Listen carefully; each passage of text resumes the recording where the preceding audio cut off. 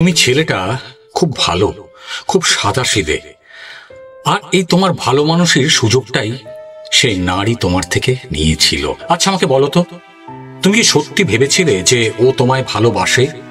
তুমি কি ভেবেছিলে যে সে তোমার আত্মার সঙ্গী, তোমার জীবন সঙ্গিনী, সারা জীবন তোমার সঙ্গে থাকবে? যদি ভেবে থাকো রে ভাই, ভুল ভেবেছিলে। কারণ সে ছিল একজন নিপুণ শিকারী, আর তুমি ছিলে তার অ্যাটেনশন ইকোনমির সবচেয়ে মূল্যবান সম্পদ। তুমি তো নিজেকে স্পেশাল ভাবতে গিয়ে একসময় ভুলে গিয়েছিলে যে আসলে তুমি ছিলে ওর ইমোশনাল এক্সপেরিমেন্টের এক ল্যাব র্যাট, একটা ইঁদুর। তুমি বুঝতেই পারোনি যে কখন তোমার অজান্তেই তুমি ওর ইশারায় নাচতে শুরু করেছিলে, কখন তুমি নিজেই ওর হাতের পুতুলে পরিণত হয়ে গিয়েছিলে। আর ও কবে থেকে তোমার সবচেয়ে দুর্বল জায়গাগুলোতেই ভালোবাসার নামে এক ছদ্মবেশ ব্যবহার করে এসেছে, তুমি টেরও পাওনি। আজকের এই ভিডিওতে আমি তোমাকে নিয়ে যাব নিকোলো ম্যাকিয়াভেলির সেই অন্ধকার জগতে, যেখানে তিনি একজন নারীর আসল মনকে খোলার জন্য, বোঝার জন্য ব্যবহার করতেন 5টা ডার্ক সাইকোলজির কৌশল। এই কৌশলগুলো যদি তোমরাও ভালো করে শিখতে পারো, তাহলে তোমরা শিখতে পারবে কে তোমার জীবনে বা কোন নারী তোমার জীবনে রানী হয়ে আসবে, আর কে সেই রেড ফ্ল্যাগ ইন হিলস যা তোমার জীবনকে বিষিয়ে ছাড়খাড় করে ধ্বংস করে দেবে। কাজে রিকোয়েস্ট করবো ভিডিওটা স্কিপ না করে ধরে ধরে শেষ অবধি দেখার জন্য, কারণ এই ভিডিওটা তোমাকে একটা সত্যিকারের পুরুষে পরিণত করবে, যে পুরুষকে সহজে কোনো নারী হারাতে পারে না, যে পুরুষকে কোনো নারী নিজের কন্ট্রোলে চালাতে পারে না। আর যদি ভালো লাগে তাহলে রিকোয়েস্ট করবো মাইন্ড ম্যাটার বাংলা চ্যানেলটা সাবস্ক্রাইব করতে, লাইক করতে, হাইপ করতে, আর অনেক অনেক কমেন্ট আর শেয়ার করতে। তাহলে দেরি না করে শুরু করি। কি সেই 5টা ডার্ক সাইকোলজির কৌশল? প্রয়োজনে ভিডিওটা সেভ করে রাখতে পারো বা কথাগুলো লিখে রাখতে পারো। দেখবে সত্যি সত্যি জীবনে সেকেন্ড টাইম যদি কাউকে ভালোবাসতে যাও আর ঠকবে না। 1, আনুগত্যই আসল ভালোবাসা নয়। এটা শিখতে হবে। জিনিসটা কি বুঝিয়ে বলছি, ভালো করে শোনো। যদি তুমি কাউকে ভালোবাসো, তার মানে এই নয় যে সে তোমার প্রতি বিশ্বস্ত, লয়াল, তুমি ধরে নিচ্ছ সে তোমাকে দারুণ ভালোবাসে। ভুল। এই যুগে ভালোবাসি বলার মূল্যটা না অনেক ফিকে হয়ে গেছে। এখন এটা একটা অদৃশ্য ডিলের যুগ। তুমি নিজের অমূল্য সময়, পার্সোনাল টাইম, সমস্ত কিছু, তোমার এনার্জি, তোমার সহ্য করার যে ক্ষমতা, সমস্ত কিছু নিঃশর্তে তার কাছে বিলিয়ে দিচ্ছ। আর বিনিময়ে কি পাচ্ছ? আর বিনিময়ে পাচ্ছ তুমি এক চিমটে ভ্যালিডেশন। জিনিসটা কি? ক্ষণিকের জন্য পাওয়ার সামান্য অ্যাটেনশন, তোমার দিকে একটু তাকা, একটু, এতেই তুমি খুশি হয়ে যাচ্ছ। এটা এমন এক বিনিময় বা আদান প্রদান যেখানে তুমি সমস্ত কিছু হারিয়ে ফেলছো নিজেকে, হারিয়ে ফেলছো নিজের সত্তাকে। কথাগুলো যদি মনে লাগে কমেন্ট করতে ভুলো না যে তোমার জীবনে এই জিনিস ঘটেছে। ম্যাকিয়াভেলি তার দ্য প্রিন্স বইতে লিখেছিলেন কি জানো? লিখেছিলেন, ভালোবাসা নয়, মানুষকে আনুগত্য দিয়ে পরখ করো। তিনি জানতেন যখন তোমার কাছে কিচ্ছু থাকে না, যখন তুমি শূন্য হাতে দাঁড়াও, তখন তোমার পাশে যে থাকে সেই তোমার সত্যিকারের ভালোবাসার মানুষ। তাই পরের বার যখন কেউ ভালোবাসার মিষ্টি কথা বলবে তোমার সামনে, একটু থামো, একটু বোঝো, একটু মাথা খাটাও, চোখ বন্ধ করে নিজেকে প্রশ্ন করো, তুমি কি তার আত্মার গভীরতা অনুভব করছো? তুমি কি তাকে ডিপলি ফিল করতে পারছো? সে যে কথাগুলো বলছে সেটা কি তোমার মনে লাগছে, নাকি তোমার ব্যাংক ব্যালেন্স অথবা তোমার দারুণ একটা চেহারা সেটাই তার প্রধান আকর্ষণ? আনুগত্যের কোষ্ঠী পাথরে যাচাই করো ভাই, ঠোকো না। কারণ এই জিনিসটা বেশিরভাগ নারী পুরুষের মধ্যে দেখার চেষ্টা করে, না পেলেই চলে যায়। জীবনে কি ঘটেছে? যদি ঘটে থাকে কমেন্ট করতে ভুলো না। এরপর আসছে 2 নম্বর, সেটা হচ্ছে সীমানা মানেই সম্মান। জিনিসটা কি? তুমি যদি প্রত্যেকটা সময়ে তার প্রত্যেকটা কথায় হ্যাঁ বলো, তার প্রত্যেকটা চাওয়া পাওয়া সবকিছু চোখ বুজে মেনে নাও, যেটা ম্যাক্সিমাম ছেলে করে, তাহলে জানবে তুমি একদিন যখন না বলতে শিখবে, না বলতে শুরু করবে, তখন সে বলবে তুমি তো অনেক বদলে গেছো। তার কাছে তোমার এই পরিবর্তনটা, তোমার যে চেঞ্জটা, সেটা মেনে নেওয়াটাই কঠিন হবে। এটা হয়, এটা বাস্তব। কিন্তু ভাই, আসল কথা হলো তুমি কিন্তু বদলাওনি। তুমি শুধু নিজে শিখে গেছো সীমানা নির্ধারণ করা মানে ভালোবাসার এগেনস্টে যাওয়া নয়, বরং এটা ভালোবাসারই একটা অংশ। এটা আত্মসম্মানের পরিচয়। কারণ তুমি তোমার নিজের জায়গাটা, বাউন্ডারিটা বুঝতে পেরেছো। তার বাইরে তুমি যাচ্ছ, তার ভেতরে তাকে তুমি প্রবেশ করতে দিচ্ছ না। ম্যাকিয়াভেলি বিশ্বাস করতেন কি জানো? তিনি বিশ্বাস করতেন তাকে ক্ষমতা দাও বা তার থেকে ক্ষমতা কেড়ে নাও, ব্যাপারটা বুঝবে। তাকে ক্ষমতা দিচ্ছ বা তার থেকে ক্ষমতা কেড়ে নিচ্ছ, তাহলেই বোঝা যাবে সে আসলে কে। তুমি তাকে ক্ষমতা দিলে আবার কেড়ে নিলে, তারপরে যদি সেই মানুষটা থাকে তাহলে বুঝবে একজন সত্যিকারের নারী। আর একজন সত্যিকারের নারী তোমার ব্যক্তিগত সীমারেখাকে সম্মান করবে, আই মিন ইট, তোমার সিদ্ধান্তের মূল্য দেবে। আর যে ওই সীমারেখাটা ভাঙতে চাইবে, জানবে সে কেবল তোমার আত্মসম্মানকে ধুলোয় মিশিয়ে দেবে তা নয়, সে হাসতে হাসতে তোমাকে ছেড়ে চলে যাবে অন্য পুরুষের হাত ধরে। মনে রাখবে, তোমার না বলার ক্ষমতাটাই হলো তোমার সবচেয়ে বড় শক্তি। তুমি কিন্তু বিষাক্ত নও, তুমি খারাপ নয় যে মন ভেঙে পড়েছে তোমার, তুমি কিন্তু ততটা খারাপ ছেলে নও। তুমি জেগে উঠেছো, নিজেকে চিনতে পারছো।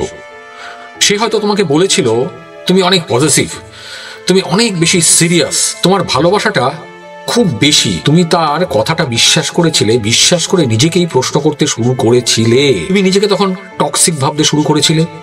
কিন্তু এখন যখন তুমি তোমার নিজের ভেতরের শক্তিকে সম্মান করতে শিখেছ, নিজেকে চিনতে শিখেছ, যখন নিজের আত্মমর্যাদাকে সবার উপরে রাখতে শুরু করেছ, কথাটা বোঝার চেষ্টা করো। তখন ও কি বলেছে তোমাকে? তখন ও তোমাকে বলেছে তুমি বদলে গেছো, তুমি তো এখন নেগেটিভ।